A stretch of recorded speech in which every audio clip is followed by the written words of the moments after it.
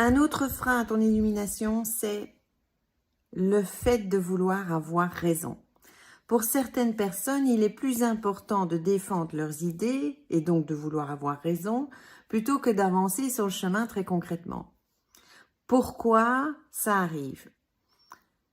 Les gens qui aiment avoir raison, ce sont soit des gens qui aiment être entourés, se sentir soutenus, etc. Mais c'est aussi avant tout des gens qui se sont profondément identifiés à leurs idées. Alors que les idées sont toutes bancales, dans le sens elles viennent, elles repartent.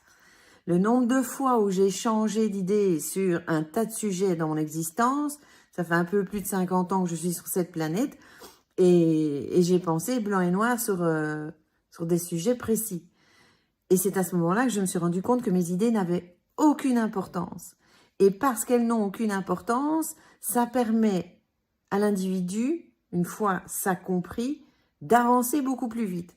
Pourquoi? Parce que l'illumination, qui est en réalité une libération, c'est la réalisation de ce que nous sommes, et ça passe obligatoirement par la connaissance.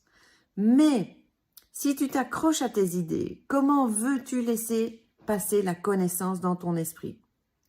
La seule et unique raison pour laquelle tu n'es pas libre en ce moment, pour laquelle tu ne vis pas concrètement la paix qu'est la conscience que tu es, c'est uniquement par ignorance de ta propre nature. Le Vedanta révèle ce que tu es, insuffle la connaissance en toi, mais pour ça, il y a des prérequis et notamment un esprit mûr, à savoir un esprit calme et aussi qui ne s'accroche pas absolument à ses idées.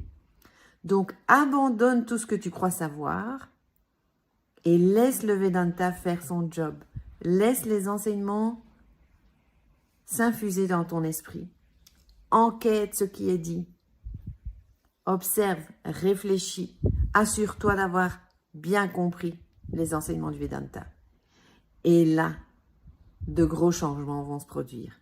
C'est garanti.